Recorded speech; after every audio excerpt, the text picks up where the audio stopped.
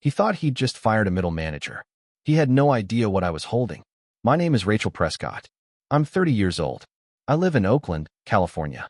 Bryce Thompson barged into my office mid-morning without so much as a knock. Just flung the door open like he owned the air in the room and dropped a manila folder onto my desk. Papers fluttered out like they were making an escape. I didn't move. Just looked up at him while he stood there, arms crossed, jaw tight like he was doing something brave. "The board wants dynamic oversight," he said, which was his way of pretending someone else had made this decision. "There's concern about your leadership presence. It's not personal." I blinked at him. Just once. I had expected this. And the $4.2 million in quarterly savings my team delivered. I asked. He gave me that politician smile. The one that never touched his eyes. "This isn't about numbers. It's about energy. Alignment. You've been great, but we're pivoting to a more visionary leadership structure." Bullshit. I stood, slow and calm, and extended my hand. "I appreciate the clarity." He blinked, surprised, hesitated, then shook it. I picked up my mug, the photo of Dad I kept on my shelf, and a notepad I used for scribbles during meetings. Nothing else. No tears, no arguments, no second chances. I walked out of Prescott Logic's headquarters with a straight spine and a clear mind. Security didn't even glance my way. Just buzzed the glass door open like I was stepping out for coffee. Maybe they thought I'd be back. Maybe they didn't. But Bryce? He thought he'd won. He thought this was the end of my story. 2 weeks ago, I'd have thought the same. But that was before Langston called me. Before I opened the letter from my dad. Before I found out that the man who just fired me didn't run the company at all. I did. 90% control. Quietly passed into a legal trust the day I turned 30. Ironclad. Absolute. My father's final move. I didn't show anyone the letter. Not even my closest friends. Not my team. Not my mother. I didn't say a word. Because I knew Bryce. I knew he needed rope. And he'd just handed me the cleanest runway I could have asked for. No fights. No meetings. No drama. Just a clean firing. Under his name. On his terms. With a thin excuse taped to the surface. It was perfect. So I walked. I walked away with nothing but a coffee mug, a picture frame, and the truth tucked in my purse. I didn't look back. Not at the office. Not at the glass walls that used to hold my voice in during budget meetings. Not at the desk where I built the foundations of a platform that saved the company more money than Bryce ever made. Let them celebrate. Let him preen. I was done with the hallway whispers and his self-congratulatory town halls. Because I wasn't the one getting fired. He was. He just didn't know it yet. He taught me to lead from the trenches. And one day, I'd need that armor. My dad, Daniel Prescott, founded Prescott Logic in 2001 out of a converted basement in Hayward. 2 interns. 1 borrowed server. And the kind of grit that doesn't show up in pitch decks.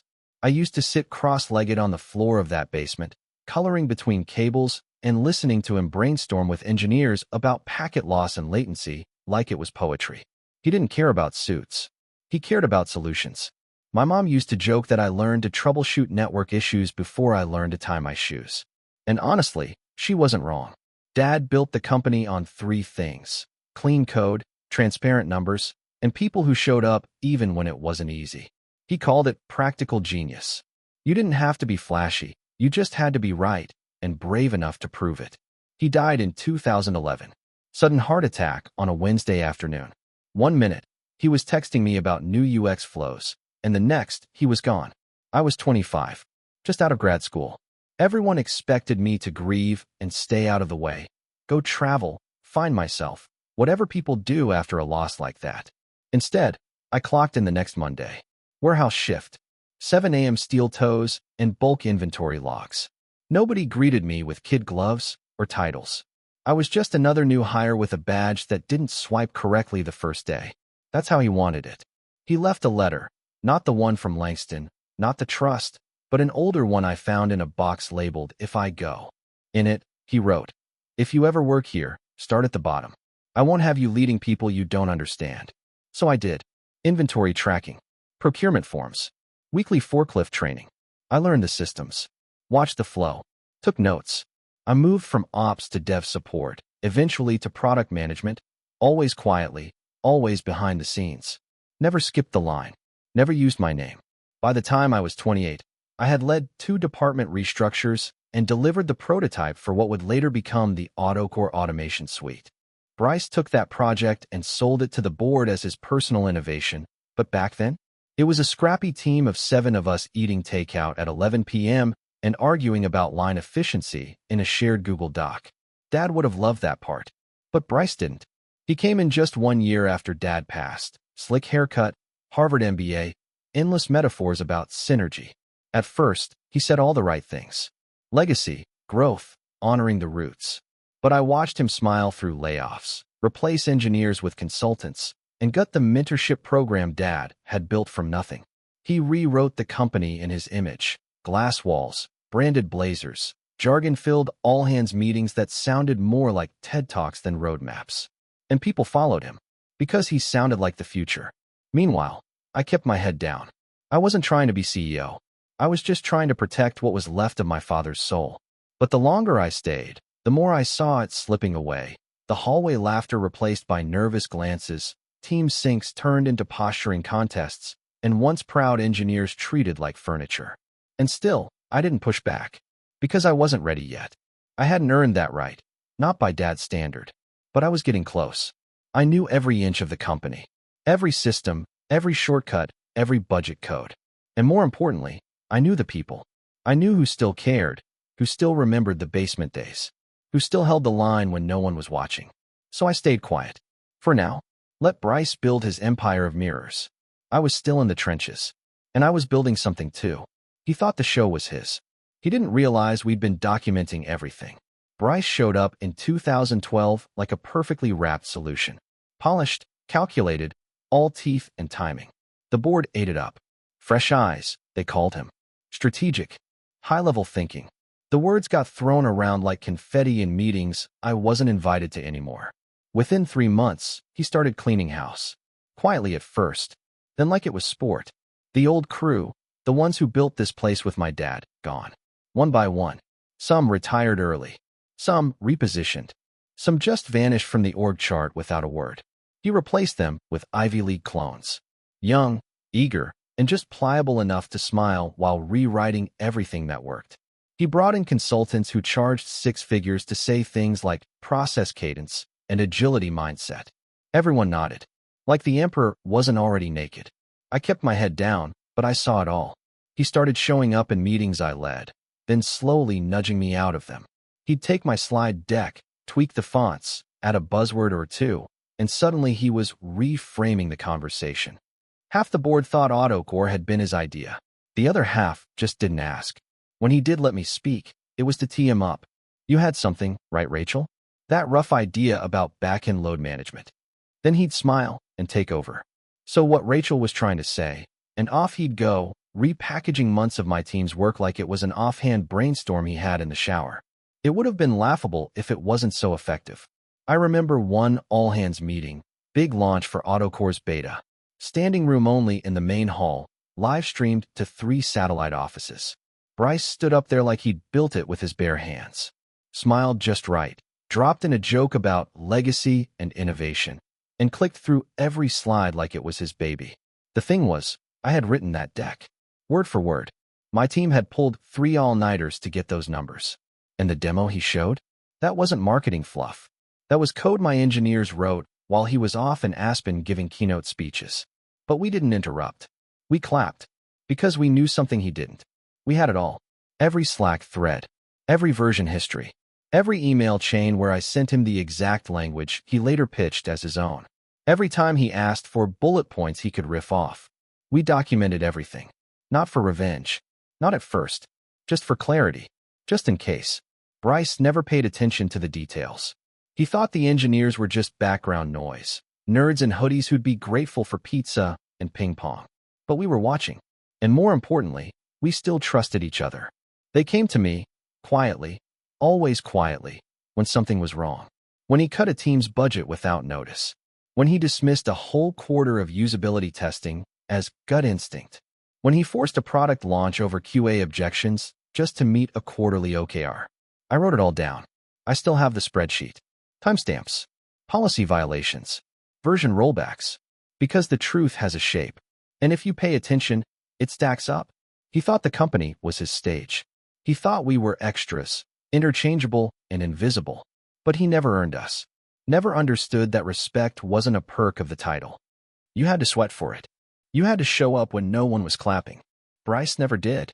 And that's why, when it came time to choose sides, the people he ignored, the ones he silenced, overlooked, and belittled, didn't hesitate.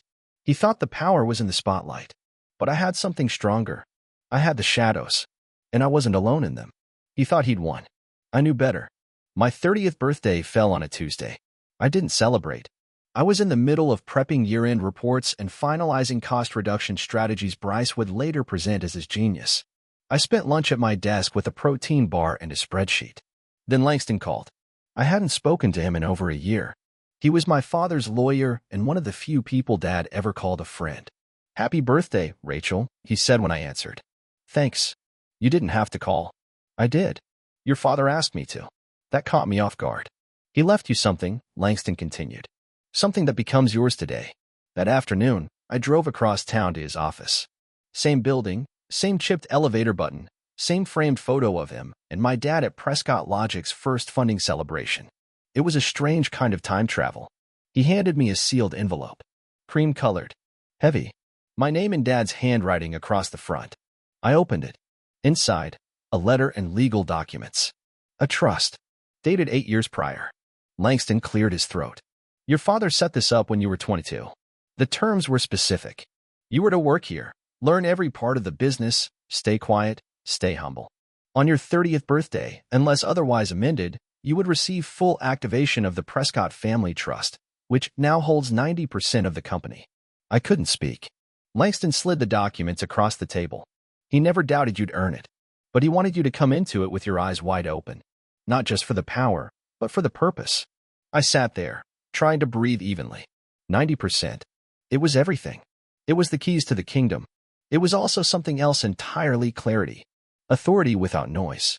A way to cut through the machinery Bryce had built and set things right. But I didn't act right away. I took the folder home. Read the letter again that night. It wasn't long, just a page and a half, handwritten in black ink. He wrote about how leaders aren't measured by volume, but by conviction. That real vision doesn't scream. It shows up early, listens long, and builds what others only talk about. That one day, I would have the weight and the right to protect what mattered. He ended with, "When you know who you are, you don't need to prove it. You just move." I cried for the first time in a long time. And then I got to work. Not publicly, not loudly, quietly, intentionally. I started pulling internal reports, rereading performance reviews Bryce had rubber-stamped. I mapped out which departments had been gutted and which ones had been bloated to make the quarterly numbers look shinier. I built a timeline, and I waited. 2 weeks later, he fired me. Perfect timing. He didn't even hesitate. Walked in, said some corporate nonsense about restructuring and fresh thinking, then thanked me for my contributions and asked me to return my badge. I shook his hand. I walked out. He had no idea that firing me cleared the final legal hurdle, because now there was no conflict of interest, no internal push-pull, no HR dance. He had released me. He'd set the stage himself. And I still had the documents, still had the trust, still had the letter in my bag. I wasn't angry. I was patient. I spent the next week laying low, letting Bryce preen, letting him believe he'd finally swept out the last remnant of old Prescott. He had no idea that the very act he thought secured his rule had actually opened the door to his fall. He thought my firing was the final chapter. He didn't realize it was just the prologue. Because this gift my father gave me, it wasn't just power. It was the cover to move in silence. And I wasn't done moving. The bomb was built. Now it just needed a room. The morning after Bryce fired me, I sent one text to Langston: "It's time." He didn't ask questions.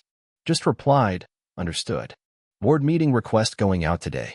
I met with him in person later that afternoon.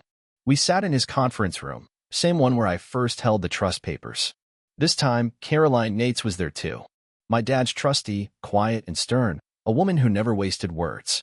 She'd been keeping tabs from the sidelines, as instructed by my father. She opened a slim black folder and slid it across the table. "These are your official share certificates," she said. "And a brief report." I flipped through it. Department morale, at a 5-year low. Revenue growth, stagnant. Attrition, rising, especially in engineering and customer ops. Half of the initiatives Bryce had launched were half-finished or bleeding funds. And the few that looked promising? They were built on data my team had produced, then rebranded under his name. Caroline folded her hands. This company doesn't need a new vision. It needs its soul back. I nodded. I already knew that, but it felt different hearing it out loud. That night, I went home and did what I do best. I got to work. I pulled my old laptop out of storage. Not the one IT tracked, the one I used when I didn't want eyes on my prep. I logged into our old internal systems, still active from my director access. Backed up complaint records, audit trails, emails, budget inconsistencies. I made a case, not an emotional one, a legal one, a fiscal one, a leadership one. Every claim Bryce made about success, I countered with raw data. Every hollow when he paraded to the board, I dissected with receipts.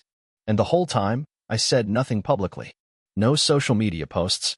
No calls to old coworkers. I wasn't interested in a rebellion. I was building a record. Quietly, I reached out to a few trusted people. Folks who remembered the company before it had a gloss on top and rot underneath. They didn't ask questions. Just said, "Let me know when you need me." Somewhere in the back of my closet, I pulled out an old Navy suit.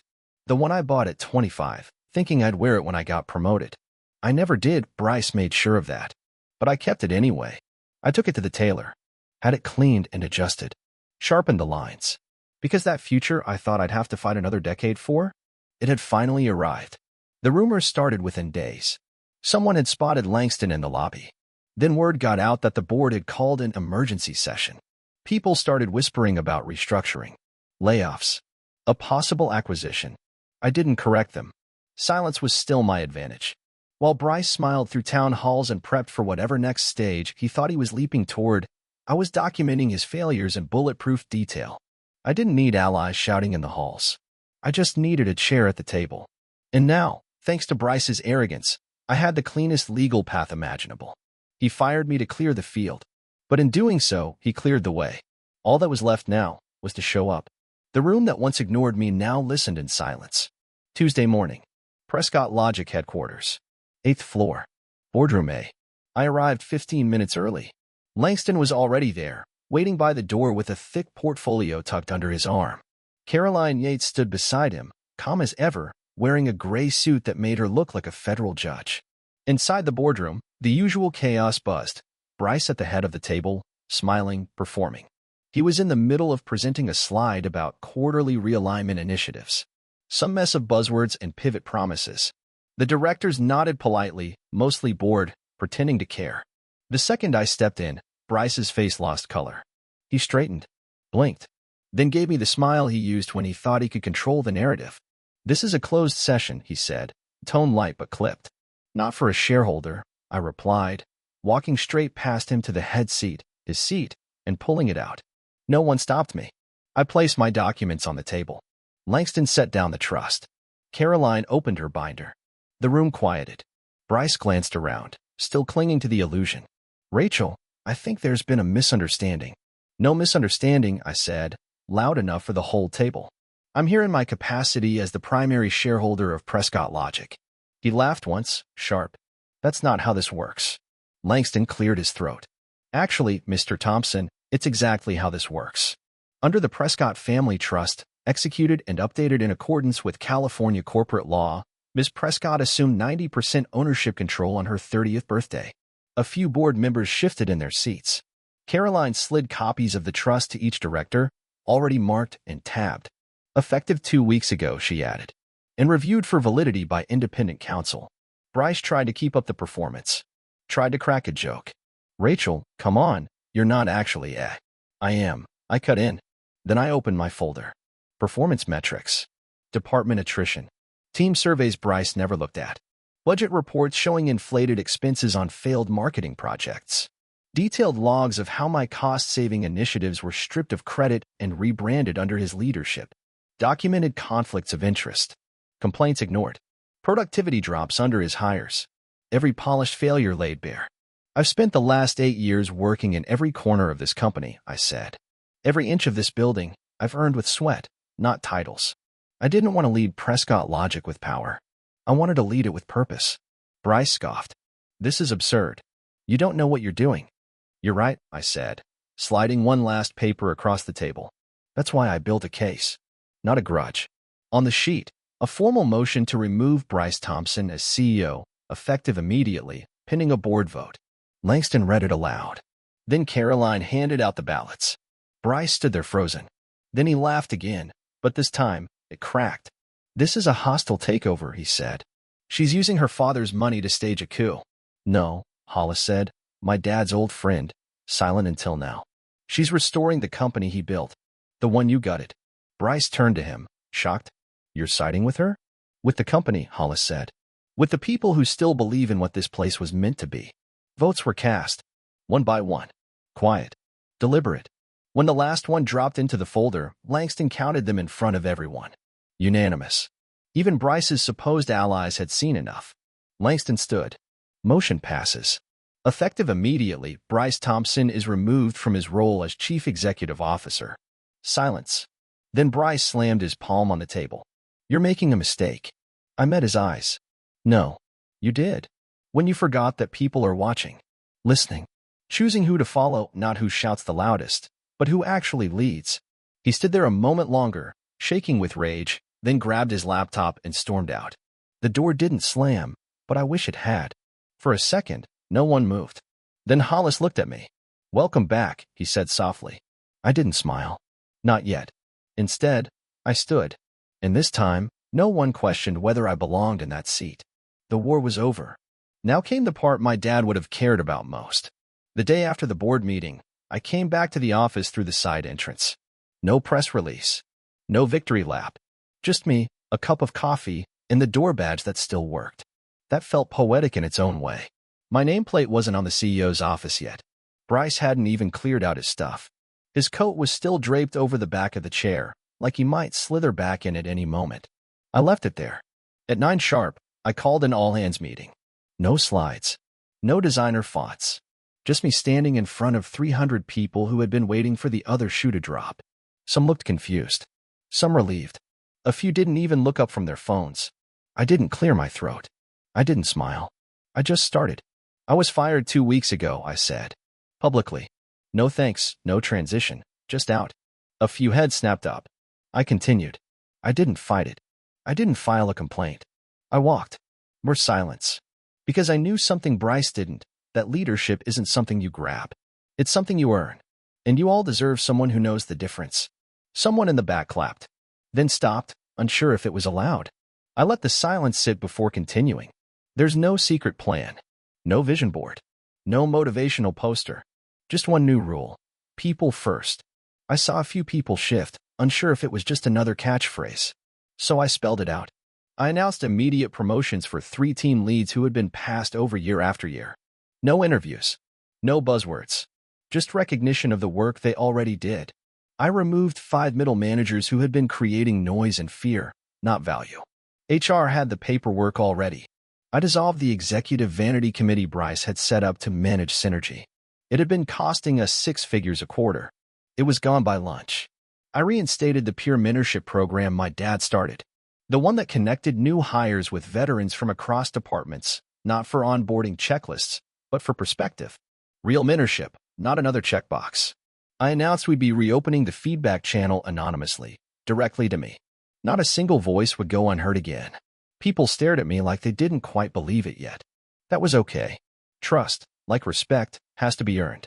After the meeting, I went back to my desk, not the corner office. My old desk and shared workspace B. I stayed there all day.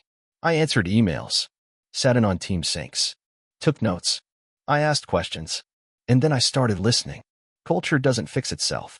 It rebuilds slowly, then rapidly. One weekend, people started showing up early again, not because they were scared of being seen late, but because they wanted to finish something that mattered. Someone baked cookies and left them in the break room with a sticky note. "Thanks for coming back." Another note showed up the next day, taped to my door. Yellow posted. 2 words, all caps. "She came back." No signature. No explanation. I kept it. Because that's what this was about. Not revenge. Not power. Correction. We weren't going back in time. We were rebuilding the future Dad believed in. One person at a time. In the quiet, where no one claps, peace feels like power.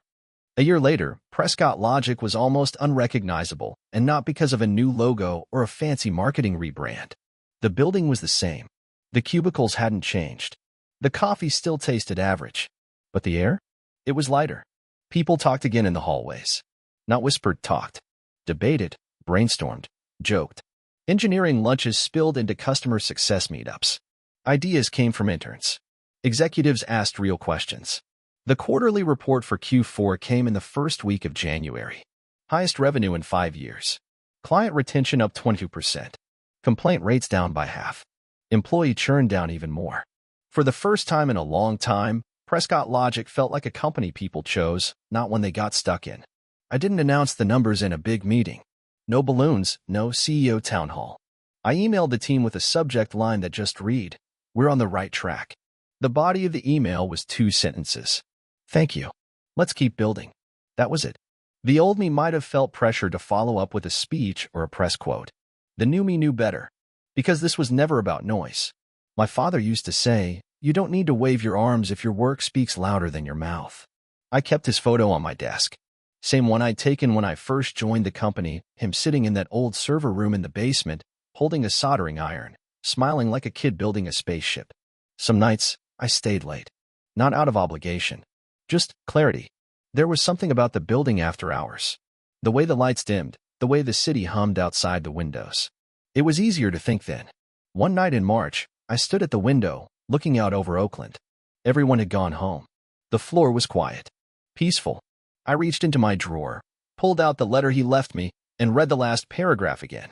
When you know who you are, you don't need to prove it. You just move. I smiled, faint but real. Then I whispered into the dark, "We did it." There was no applause. No confetti. Just the glow of the streetlights and the hum of a company that had found its rhythm again. I didn't need a stage. I didn't need a legacy speech. I just needed to lead my way. People ask me sometimes if it felt good to win, to take Bryce down, to come out on top. But that was never the point. Because the company didn't thrive because I took the crown. It thrived because I gave the crown back to the people who had earned it. And because I remembered who we were, who we still are. Prescott Logic isn't mine. It's ours. And we're just getting started.